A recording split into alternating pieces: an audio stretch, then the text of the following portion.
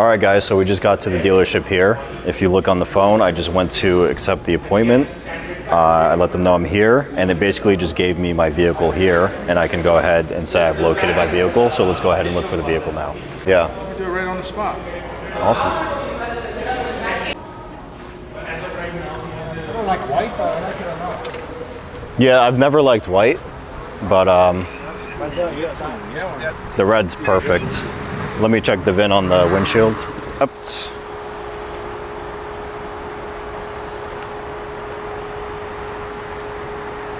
Yep. Awesome. Okay. So set set up the phone key now. Awesome. Hit pair.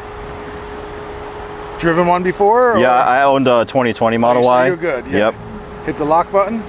Lock it. Yours. Where's right. Where's the surface thing you want? Let me fully check, but it was in the rear left.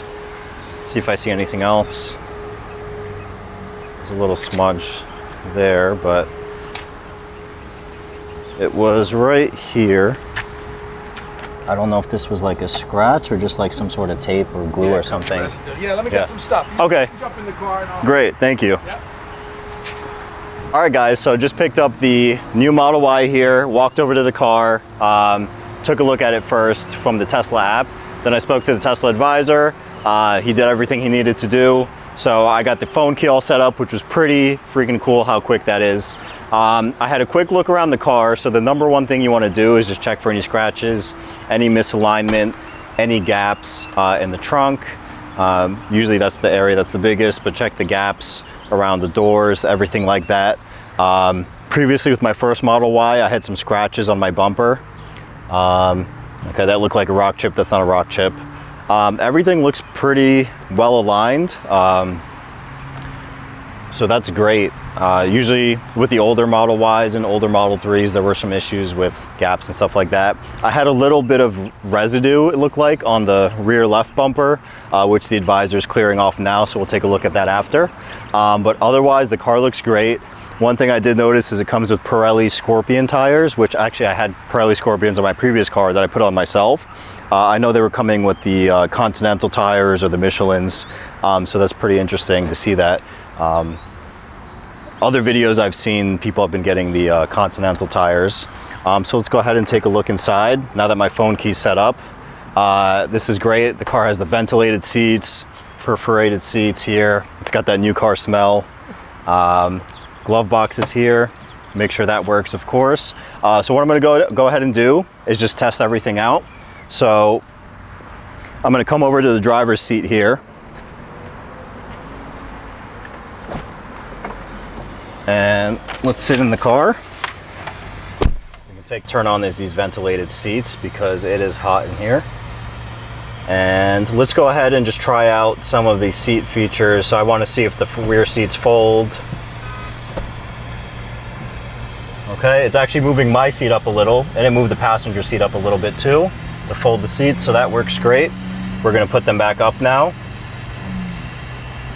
Next thing I'm going to do is test out the hazard lights to make sure all of the turn signals are working. So let's go ahead around the outside of the car here.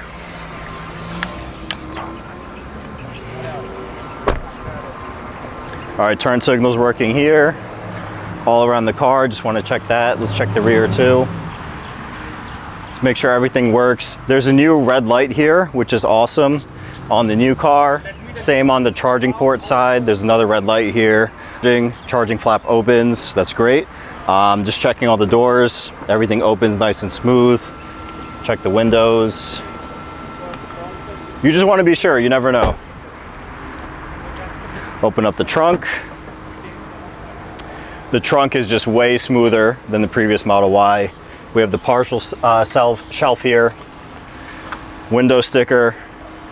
We can fold this up here like that.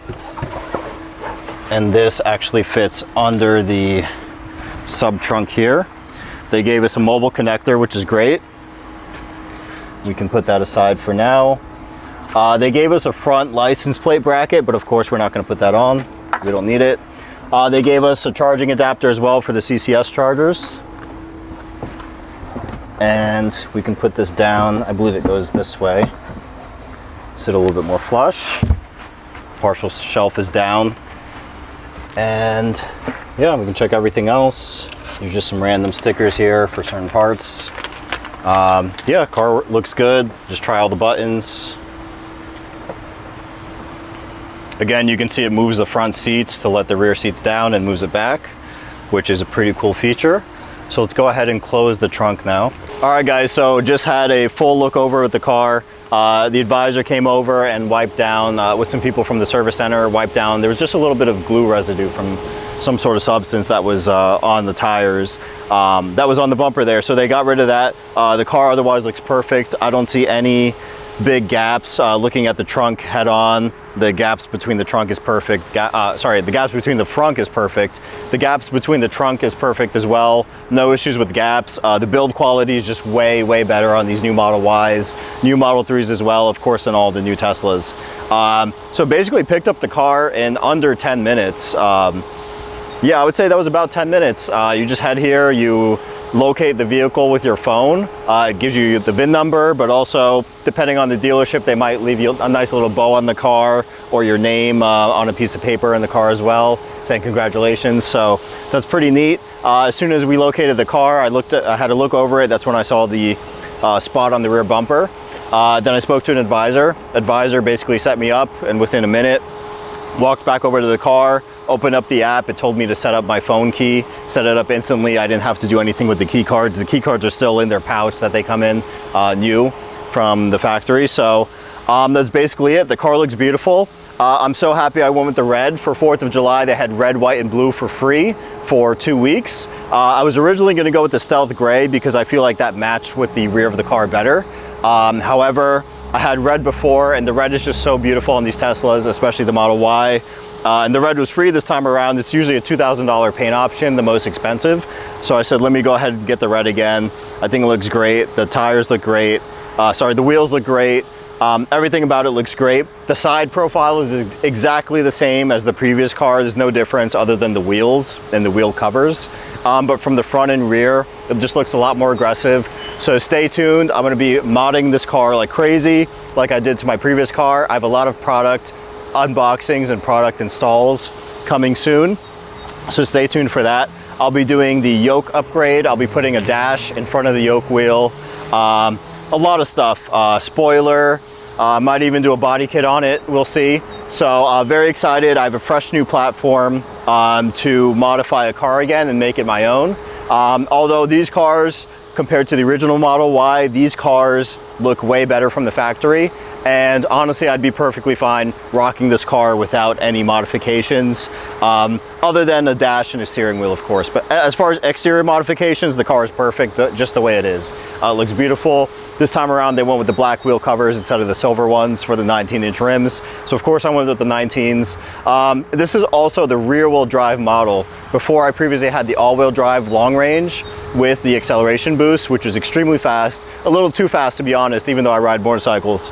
It was still extremely fast. So this time around, to save some extra money, I went with the rear-wheel drive, but also the rear-wheel drive gets you an extra 30 miles. So think about that too. It's only a 1 second difference for the, not even 1 second, I believe, for the 0 to 60. So it's not much of a difference in terms of speed, acceleration wise. So if you're thinking about the Tesla Model Y or any Tesla, the tax credit is ending September 30th of 2025. So this is the time to buy one right now.